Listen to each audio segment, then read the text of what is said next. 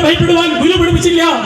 ഗുരു പറഞ്ഞു, ഈ പ്രപഞ്ചത്തിൽ ജീവിക്കുന്ന ഓരോ മനുഷ്യന്റെയും ഉള്ളിൽ നിൽക്കുന്ന അഷ്ടാഹങ്കാരാദി ദോഷങ്ങൾ, കാമം, ക്രോധം, ലോഭം, മോഹം, മതം, മാത്സര്യം, ദന്ത, അഹങ്കാരം, ഈ അഷ്ടാഹങ്കാരാദി ദോഷങ്ങൾ ഒരു മനുഷ്യനിൽ ഉണ്ടായാൽ അവൻ പൂർണ്ണമായും നാശത്തിലേക്ക് പോകും. അതുകൊണ്ട് ഈ അഷ്ടാഹങ്കാരാദി ദോഷങ്ങളെ ഉപേക്ഷിച്ച് ജീവിക്കുവാൻ പഠിപ്പിച്ചു. ആ പ്രകാരം ക്ഷമിക്കുവാനും സഹിക്കുവാനും അനുസരിക്കുവാനും ഭയപ്പെടുവാനും ഈ പടികളിലൂടെ കടന്നു വന്നാൽ നീ അടുത്തതെത്തിപ്പെടുന്നത് ഈ പറഞ്ഞതുപോലെ ഈശ്വരൻ അല്ലെങ്കിൽ ദൈവത്തിന് കീഴ്പ്പെട്ട് ജീവിക്കുവാനുള്ള പക്വതയിലേക്കാണ്, ആ അറിവിലേക്കാണ്. ആ അറിവിലേക്ക് ഈ പറഞ്ഞതുപോലെ ആദ്യം ഈ ഭൗതികമായിരിക്കുന്ന കർമ്മ വഴികളിൽ കൂടി നിന്നിലേക്ക് പരിശുദ്ധി എത്തിച്ച് നിന്റെ ആത്മാവിനെ പരിശുദ്ധിയിലേക്ക് എത്തിക്കുവാനുള്ള മാർഗത്തിലേക്ക് ഗുരു കടത്തി വീണ്ടും അവിടെ പഠിപ്പിച്ചു. ഈ പറഞ്ഞതുപോലെ കുടുംബശുദ്ധിയും ശരീരശുദ്ധിയും ചിന്താശുദ്ധിയും ആന്തരിക ശുദ്ധിയും ആത്മശുദ്ധിയും ഉണ്ടാക്കുവാൻ ലോകത്തെ പഠിപ്പിച്ചു. നിങ്ങൾ ചിന്തിച്ചുകൊള്ളണം, 143 വർഷങ്ങൾക്ക് മുൻപ് ഈ ലോകത്തിലേക്ക് അവതാരം ചെയ്ത ശുഭാനന്ദ ഗുരുദേവൻ ജാതിയുടെയും മതത്തിന്റെയും പേരിൽ അവഹേളിക്കപ്പെട്ട, അതായത് ഈശ്വരനെ പ്രാർത്ഥിക്കുവാൻ അവകാശമില്ലാതിരുന്ന സാധാരണ ജനങ്ങളുടെ മധ്യത്തിലേക്ക് കടന്നു എന്ന് അവന്റെ ഈശ്വര രൂപത്തെ അനുഭവപ്പെടുത്തി അവന്റെ ആത്മാവിൽ വാഴുന്ന ഈശ്വരനെ അവനിൽ ദർശിക്കുവാൻ ഗുരു ഉപദേശിച്ച അത്യുന്നതമായ വഴിയാണിത്. വളരെ കൃത്യമായിട്ടാണ് പറഞ്ഞത്, കുടുംബശുദ്ധി വേണം. യാതൊരു ശുദ്ധിയുമില്ലാതെ പാടങ്ങളിലും കിടന്നുറങ്ങിയവരെ പഠിപ്പിച്ചു. നീ ആദ്യം നിന്റെ കുടുംബം ശുദ്ധമാക്കുവാൻ പഠിപ്പിച്ചു. അവിടെ വീണ്ടും ഭഗവാൻ പഠിപ്പിച്ചു നിന്റെ ശരീരം ശുദ്ധമാക്കുവാൻ. ഈ 2 ശുദ്ധി വഴികൾ ഭൗതിക തലങ്ങളിൽ നിന്നെ ശുദ്ധമാക്കുവാൻ ഉപയോഗിച്ചുവെങ്കിൽ മൂന്നാമത് അടുത്തുക ഉന്നതമായ ആത്മീയമായ തലങ്ങളിലേക്ക് ഒരു മനുഷ്യനെ കടത്തുവാനുള്ള ആ കുടുംബശുദ്ധിയും ശരീരശുദ്ധിയും മൂന്നാമത്തെ ശുദ്ധിയായ ആത്മശുദ്ധിയിലേക്ക് അവനെ എത്തിക്കുവാൻ, അവനെ ആ മാർഗത്തിലേക്ക് കുടുംബശുദ്ധിയും ശരീരശുദ്ധിയും കഴിഞ്ഞ് ചിന്താശുദ്ധിയിലേക്ക് അവനെ എത്തിക്കുവാൻ ഗുരു പഠിപ്പിച്ചു. ചിന്താശുദ്ധി എന്ന് പറഞ്ഞാൽ നിങ്ങൾ ചിന്തിച്ചു നോക്കിക്കൊള്ളൂ, ഓരോ മനുഷ്യന്റെയും ചിന്തയുടെ തലങ്ങള്, ഈ പ്രപഞ്ചത്തിൽ ജീവിക്കുന്ന മനുഷ്യന്റെ ചിന്തയുടെ തലങ്ങളെ, ഇത് നിങ്ങൾ ഓരോരുത്തരുടെയും ചിന്തയുടെ തലങ്ങൾ എവിടെയാണ്? നിങ്ങൾ ഈ വേദിയിലേക്ക് ശ്രദ്ധിക്കുന്നുവെങ്കിലും നിങ്ങളുടെ ഉള്ളിൽ ഉണ്ടാകുന്ന ചിന്താഗതികൾ എന്തൊക്കെയാണെന്ന് നിങ്ങൾക്ക് പോലും കൃത്യമായിട്ട് അറിയുവാൻ സാധിക്കാത്ത വിധം ഇങ്ങനെ പാഞ്ഞുകൊണ്ടേയിരിക്കുന്ന ചിന്തകളാണ്. ഭഗവാൻ ആ ചിന്തയെ നിയന്ത്രിക്കുവാൻ പഠിപ്പിച്ചു. ഇനി ഭൂമിയിൽ ഏറ്റവും വേഗത്തിൽ സഞ്ചരിക്കുന്ന പ്രകാശത്തെക്കാൾ 100 മടങ്ങ് വേഗത്തിൽ സഞ്ചരിക്കുന്ന ഈ ചിന്തകളെ പരിശുദ്ധമാക്കുവാൻ ഭഗവാൻ പഠിപ്പിച്ചു. അതിന് ശുഭാനന്ദ ഗുരുദേവൻ ഈ ലോകത്തോട് ഉപദേശിച്ചു, ചിന്തിപ്പിൻ നല്ല കാര്യം. ചിന്തയാൽ അന്ധത മാറിപ്പോകും. ആത്മാവിന്റെ അന്ധത മാറിക്കിട്ടാൻ തത്വചിന്ത കൊണ്ടേ സാധ്യമാകൂ. വീണ്ടും പറഞ്ഞു, തത്വചിന്താച്ചി ഉത്തമരിൽ അറ്റുപോകും പാപമാസകലം. പാപമറ്റാത്മാക്കൾ ഒത്തുചേർന്നാൽ ദേവലോകമാണെന്ന് അറിഞ്ഞുകൊള്ളുക. അപ്രകാരം ഒരു സാധാരണ മനുഷ്യനെ ദേവലോക തുല്യമാക്കി തീർക്കുവാനുള്ളതായ ആചാരാനുഷ്ഠാന വഴികളെ കലിയുഗത്തിൽ അവതരിപ്പിച്ച കലിയുഗത്തിലെ ജ്ഞാന ഘടിയാണ് ശുഭാനന്ദ ഗുരുദേവ തിരുവടികൾ. അവിടെ ഭഗവാൻ കുടുംബശുദ്ധിയും ശരീരശുദ്ധിയും ചിന്താശുദ്ധിയും വീണ്ടും തൊട്ടടുത്ത ആന്തരിക ശുദ്ധിയും ആത്മശുദ്ധിയിലേക്ക് എത്തുവാനുള്ള മാർഗങ്ങൾ ഉപദേശിച്ചു. ഈ വഴികളിലൂടെ കടന്നു വന്ന് കൃത്യമായി 4 നാൾ ആചാരവും 3 നാൾ പരിശുദ്ധ വ്രതാനുഷ്ഠാനവും നോക്കിക്കൊണ്ട് അത്യുന്നതമായ ഗൃഹസ്ഥാശ്രമ വഴികളിൽ കൂടി ജീവിക്കുന്ന ഭക്തസമ്പാദങ്ങളാണ് എന്റെ മുൻപിൽ ഇരിക്കുന്ന ഓരോ ആത്മബോധികളും. ഈ ലോകത്തിൽ ഇത് മറ്റെങ്കിലില്ലാത്ത ഈ ഉന്നതമായ വഴികളിൽ ആശ്രയിച്ച അവനവന്റെ ഹൃദയത്തിൽ ഈശ്വരനെ അനുഭവിക്കുവാൻ ഭാഗ്യം സിദ്ധിച്ച ആത്മബോധോദയ സംഘത്തിലെ അംഗങ്ങളാണ് നിങ്ങൾ ഓരോരുത്തരും. അപ്പൊ അവിടെ ഈ വഴികളിലൂടെ കടന്നു വന്നാൽ ഇനി കലിയുഗത്തിലെ മോക്ഷത്തിനുള്ള വഴിയും ശുഭാനന്ദ ഗുരുദേവൻ അവതരിപ്പിച്ചു. അവിടെ വളരെ കൃത്യമായിട്ടാണ് ഭഗവാൻ പറഞ്ഞത്, അറിവ്, ആചാരം, വിശുദ്ധി, ആരാധന, ആശ്വാസം, നാമസങ്കീർത്തനം, ആ വഴിയിലൂടെ മോക്ഷം. ഭൂമിയിൽ ജീവിക്കുന്ന ഓരോരുത്തരും അറിവ് എന്ന് ഗുരു ഉപദേശിച്ചത് എന്താണ് അറിവ്? ഈ ലോകത്തിലുള്ള എല്ലാത്തിനെയും മനുഷ്യറിയാം. അവനും ഇവിടെ നിന്നും ചൊവ്വയിലും ചന്ദ്രനിലും എവിടെയൊക്കെ കടന്നില്ലാമോ അവിടെയൊക്കെ കടന്നിരുന്നു. ഈ ലോകത്തിൽ ജീവിക്കുന്ന എന്നോടോ നിങ്ങളോടോ നീ ആരാണ് അല്ലെങ്കിൽ ഞാൻ ആരാണ് എന്ന് സ്വയം ചോദിച്ചാൽ അതിനാണ് ഉത്തരമില്ലാത്തത്. ഈ ലോകത്തിൽ കാണുന്ന അല്ലെങ്കിൽ ഈ പ്രപഞ്ചത്തിലുള്ളതായിരിക്കുന്ന എല്ലാത്തിലേക്കും അവന്റെ കണ്ണോടിക്കൊണ്ടേയിരിക്കും. എന്നാൽ അവന്റെ ഉള്ളിലേക്ക് ശ്രദ്ധിക്കുന്നില്ല. അവിടെ നീ ആത്മാവാണെന്ന് അറിയുന്ന അറിവാണ് യഥാർത്ഥത്തിൽ ഈശ്വരനെ അറിയുന്ന അറിവ്. നീ ആത്മാവാണ്, ആ അറിവിലേക്ക് ഉയരണം. ആ ആത്മാവാണെന്ന് അറിഞ്ഞാൽ ആ അറിവ് തന്നെയാണ് ഈശ്വരൻ. ആ അറിവ് തന്നെയാണ് ഈശ്വരൻ എന്ന് പഠിപ്പിക്കുന്ന ആധ്യാത്മിക സംഘടനയാണ് ആത്മബോധോദയ സംഘം. നീ നിന്നെ അറിയുക, ആ അറിവിൽ നിന്നുകൊണ്ട് ആചരിക്കുക. അതായത് ആത്മാവ് ഈശ്വരനാണെന്ന യഥാർത്ഥ സത്യത്തെ ബോധ്യപ്പെട്ട് ആ അറിവിൽ നിന്നുകൊണ്ട് നിന്നെ ആത്മാവിനെ ആചരിക്കുക. ആചാരം അവിടെയാണ് നടക്കേണ്ടത്, ആത്മാവിൽ. അറിവായി, ആചാരമായി. അപ്രകാരം നീ ആചരിച്ചാൽ നിന്റെ ആത്മാവ് തന്നെ വിശുദ്ധിയിലേക്ക് വരും. അപ്പൊ അവനവന്റെ ആത്മാവിനെ ആ വിശുദ്ധിയുടെ തലങ്ങളിലേക്ക് ഉയർത്തുവാനുള്ള വഴി ഭഗവാൻ പ്രകാശിപ്പിച്ചു. അറിവായി, ആചാരമായി, വിശുദ്ധിയായി ആ പടിയിൽ നിന്നുകൊണ്ട് ആരാധിക്കണം. ആ പടിയിൽ നിന്നുകൊണ്ട് വിശ്വാസികൾ ആരാധിക്കണം.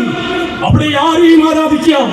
ക്രിസ്തുവിനെ ആരാധിക്കൂ, ബുദ്ധനെ ആരാധിക്കൂ, നബിയെ ആരാധിക്കൂ, ശ്രീനാരായണ ഗുരുദേവനെ ആരാധിക്കൂ, അല്ലെങ്കിൽ നിങ്ങൾ ശുഭാനന്ദ ഗുരുദേവനെ ആരാധിക്കൂ. പക്ഷെ ഒന്ന് നിങ്ങൾ മനസ്സിലാക്കൂ, ഈ ആരാധിക്കുന്ന ഈ രൂപങ്ങളൊന്നുമല്ല ദൈവം. നിങ്ങൾ ആരാധിക്കുന്ന ഈ രൂപങ്ങളൊന്നുമല്ല ദൈവം.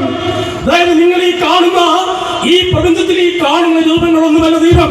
നമ്മുടെ പുരാണങ്ങളിൽ വളരെ വ്യക്തമായി പറയും, ധർമ്മം നശിച്ച ധർമ്മം വർദ്ധിക്കുമ്പോൾ ധർമ്മത്തെ ലോകത്തിൽ പുനഃസ്ഥാപിക്കുവാൻ ദൈവം കാലദേശാവസ്ഥയ്ക്ക് അനുരൂപമായി ഓരോരോ നാമങ്ങളിൽ ലോകത്തിലേക്ക് അവതാരമായി വന്നു.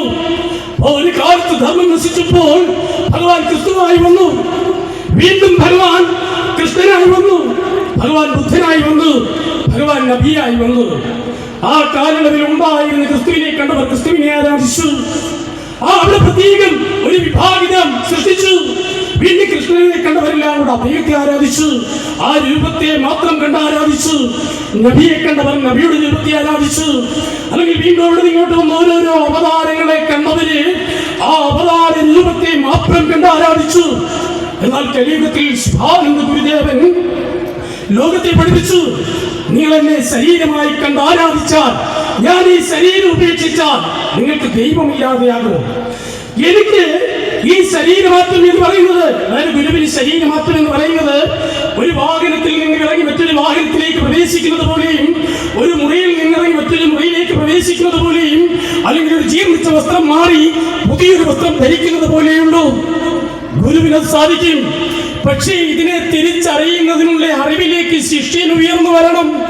അവിടെ ശിഷ്യൻ ഗുരു അറിയിച്ച അറിവിൽ കൂടി ആ അറിവിലേക്ക് ഉയർന്നു വന്നു എങ്കിൽ മാത്രമേ ഗുരു ഈ പറഞ്ഞ വാഹനം മാറി മറ്റൊരു വാഹനത്തിൽ കയറിയപ്പോൾ ആ ഗുരുവിനെ തിരിച്ചറിയാൻ സാധിക്കൂ. അല്ലെങ്കിൽ മറ്റൊരു വേഷം ധരിച്ചപ്പോൾ ആ വേഷത്തിൽ ഗുരുവിനെ തിരിച്ചറിയണമെങ്കിൽ ഈ ശിഷ്യൻ ആ അറിവിലേക്ക് ഉയരണം. ആ അറിവിലേക്ക് ശിഷ്യൻ ഉയരാത്തിടത്തോളം അവന് ഗുരുവിനെ അറിയുവാൻ സാധിക്കത്തില്ല. ഇത് ഭഗവാൻ തന്നെ കൽപ്പിച്ചു, കണ്ടതെല്ലാം ദൈവമായി ആരാധിച്ചറിയുന്നു, ആരാധിച്ചിടേണ്ടും ആരാധ്യനാണ് ഈശ്വരൻ. ഇത് ഭഗവാൻ കൽപ്പിച്ചു, ആത്മാക്കളിൽ വാഴുന്നു, ആനന്ദമായി വാഴുന്നു. ഈശ്വരന്റെ ഭാഷ, അവൻ ഹിന്ദുവല്ല, അവൻ ക്രിസ്ത്യാനിയല്ല, അവൻ മുസ്ലിമല്ല, അവൻ ആത്മാവിൽ വാഴുന്നു. ഈ പ്രപഞ്ചത്തിൽ ജീവിക്കുന്ന ഓരോ മനുഷ്യന്റെയും അവനവിടെ ജാതി മത വർണ്ണ വർഗ വ്യത്യാസങ്ങളൊന്നുമില്ല. ശുഭാനന്ദ ഗുരുദേവൻ കൽപ്പിച്ചതുപോലെയാണെങ്കിൽ ആണെന്നും പെണ്ണെന്നും ഭേദമില്ല, അവർ ആത്മാവിലേകമാണെന്നറിയുക. ആ അറിവിലേക്ക് ഈ ലോകത്തെ ഉയർത്തിക്കൊണ്ടുവരുവാൻ ഈ ആത്മീയ ആചാരാനുഷ്ഠാന വഴികൾക്ക്, അല്ലെങ്കിൽ ഈ വഴികളിൽ പ്രവർത്തിക്കുന്ന ആധ്യാത്മിക ആചാര്യന്മാർക്ക് സാധിച്ചാൽ അവിടെ എല്ലാം ഒന്നായി കാണാം. ഏവരും ഏകോപിക്കും. ശുഭാനന്ദ ഗുരുദേവൻ അതാണ് പഠിപ്പിച്ചത്, എല്ലാം ഒന്നായി കാണുക, ഏവരും ഏകോപിക്കുക. അന്യമായി കാണുന്നെങ്കിൽ അജ്ഞാന കണ്ണാകുന്നു. അപ്പോ അവിടെ ഈ ജ്ഞാനമാകുന്ന കണ്ണു തുറന്ന് ഇതിനെ എല്ലാം ഒന്നായി കാണുവാനും ഇതിനെ എല്ലാം ഒന്നായി അറിയുവാനും പഠിപ്പിക്കുന്ന ഒരു സംസ്കാരം, ശുഭാനന്ദ സംസ്കാരത്തെ ആത്മലോകത്തിൽ സ്ഥാപിച്ച കലിയുഗത്തിലെ ജ്ഞാന ഘട്ടിയാണ് ഭഗവാൻ ശുഭാനന്ദ ഗുരുദേവൻ. ശുഭാനന്ദ ഗുരുദേവൻ കലിയുഗത്തിലെ ജ്ഞാന ഘട്ടിയാണ് എന്ന് പറയുമ്പോൾ ഭഗവാന്റെ ആയുധം ജ്ഞാനമാണ്. നിഷ്കളങ്കമായ ഹൃദയത്തിലേക്ക് ഈ ജ്ഞാനത്തെ താൻ ഒഴുക്കി ആ ഹൃദയത്തെ കൂടുതൽ കൂടുതൽ നിഷ്കളങ്ക നിഷ്കളങ്കമാക്കി തന്റെ രൂപമാക്കി തീർക്കുന്ന മഹനീയമായ ആദർശവും ഗുരുവുമാണ് ആത്മബോധോദയ സംഘത്തിൽ കൂടി ഇന്നും പ്രവർത്തിച്ചുകൊണ്ടിരിക്കുന്നത്. എനിക്ക് പിന്നിൽ അനേക പ്രഭാഷകർ ഇരിപ്പുണ്ട്. ബഹുമാനായ നമ്മുടെ ആത്മദാസ് സ്വാമികൾ, അതുപോലെ മുസ്ലിയാർ, നമ്മുടെ അച്ഛനെ ഇവരൊക്കെ ഈ വൈകിയ വേളകളിൽ നിങ്ങളോട് സംസാരിക്കുവാനിരിക്കുകയാണ്. ഇവിടെ ഞാൻ ഒന്ന് മാത്രം നിങ്ങളോട് പറയുന്നു. ഈ കലിയുഗത്തിൽ ഈശ്വരനെ അന്വേഷിക്കുന്നവരെ, ഈ പ്രപഞ്ചത്തിൽ ഈശ്വരനെ കാണുവാൻ ആഗ്രഹിക്കുന്നവരെ, കലിയുഗ പുരുഷോത്തമനായിരിക്കും ജഗദീശ്വരൻ. അതായത് ഹിന്ദുക്കളുടെ പുരാണത്തിൽ പറയുന്നത് പോലെ ഖട്ടിയായി വരും എന്ന് മുന്നമേ അറിയിച്ചു. ആ ഖട്ടിയായി ശുഭാനന്ദ ഗുരുദേവൻ കലിയുഗത്തിൽ ജ്ഞാന ഖട്ടിയായി തിരുവവതാരം ചെയ്തു. നമ്മുടെ വിശ്വാസം എന്താണ്?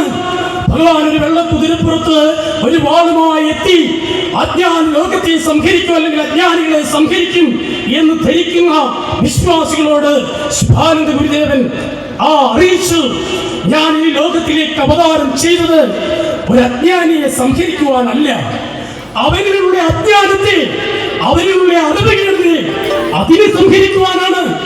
അതിന് തനിക്കുള്ള ആയുധം ജ്ഞാനമാണ്. ജ്ഞാനമാകുന്ന ഘട്ടം കൊണ്ട് ഒരു മനുഷ്യനുള്ള അജ്ഞാനത്തെ സംഹരിച്ച് അവനെ നിഷ്കളങ്കനാക്കി ഈശ്വര രൂപമാക്കി തീർക്കുന്ന അത്യുന്നതമായ ആദർശത്തെയാണ് ശുഭാനന്ദ ഗുരുദേവൻ ലോകത്തിലേക്ക് സ്ഥാപിച്ചത്. ആ ഗുരു ശരീരത്തിൽ ഇരുന്നുകൊണ്ട് അറിയിച്ചതുപോലെ ശരീരങ്ങൾ മാറി മാറി സ്വീകരിക്കുവാൻ കഴിവുള്ള ഗുരു ഇനിതാ അഞ്ചാമതൊരു തിരുവടികളിൽ ബ്രഹ്മശ്രീ ദേവാനന്ദജി ഗുരുദേവ തിരുവടികളിൽ കൂടി ഇന്നും ശുഭാനന്ദ ചൈതന്യത്തെ, ശുഭാനന്ദ ആദർശത്തെ ലക്ഷോപലക്ഷം ജനങ്ങളിലേക്ക് അനുഭവപ്പെടുത്തിക്കൊണ്ട് ഒരു മനുഷ്യനെയും ഈശ്വരനാക്കി തീർത്തുകൊണ്ട് ഇന്നും വാഴുന്നു. ആ അവതാര വാഴ്ച അറിയുവാൻ, ആ അവതാര രൂപത്തെ അറിയുവാൻ, ആ അവതാര രൂപത്തെ അവരവരുടെ ആത്മാവിൽ ദർശിക്കുവാൻ, അതിനായി ഓരോ സന്താനങ്ങളെയും, ഈ പ്രദേശവാസികളായ ഓരോ സജ്ജനങ്ങളെയും ഈ ആധ്യാത്മിക സംഘടനയിലേക്ക്, ചെറുപൂർ ശ്രീ ശുഭാനന്ദാശ്രമത്തിലേക്ക് ഹാർദവുമായി സ്വാഗതം ചെയ്തുകൊണ്ട് എന്റെ ഈ വാക്കുകളെ ഗുരുഭാവത്തിൽ സമർപ്പിക്കുന്നു. നിങ്ങൾക്ക് വിനീതമായ നമസ്കാരം.